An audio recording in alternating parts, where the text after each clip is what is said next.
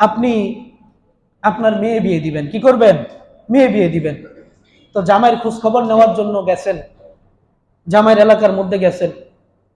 তো যাওয়ার পরে সবাই শুধু জামাইয়ের ভালো বলে, জামাইয়ের আসল কাহিনী কেউ বলে না। জামাই যে মদখোর গাঞ্জাখোর এইটার বলে না, তার যে মানে 4-5টা মেয়ের সাথে সম্পর্ক এইটার কেউ বলে না। কেন বলে না?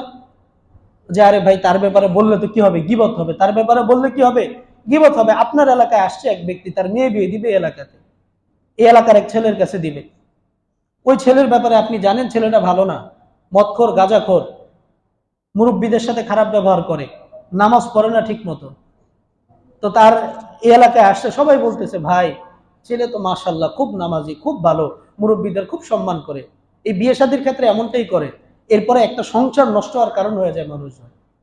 আপনি যতটুকু জানেন এই ব্যাপারে, অন্তত কেউ মেয়ে বিয়ে দিবে, কেউ ছেলে বিয়ে দিবে, আইসা যদি খোঁজ খবর নেয় ছেলে বা মেয়ের ব্যাপারে, আপনি যা যা জানেন আপনি তা তা বলবেন। এটা আপনার দায়িত্ব, আপনার উপর আবশ্যক, সঠিক বিষয়টা জানানো আপনার উপরে ফরজ। তো আপনার মুখের কথা শুনে এক ব্যক্তি ভরসা করে মেয়ে বিয়ে দিল, বিয়ে দেওয়ার পর দেখলো ছেলে হলো মদখোর, নেশাখোর, সংসার টিকলো না। দায়ী কে? আপনি। দায়ী কে? আপনি। এই জন্য সব জায়গায় এই বুজুর্গগিরি দেখাইতে, কিছু জায়গায় এইভাবে কি করতে হবে, সঠিক জিনিসটা প্রকাশ করতে হবে।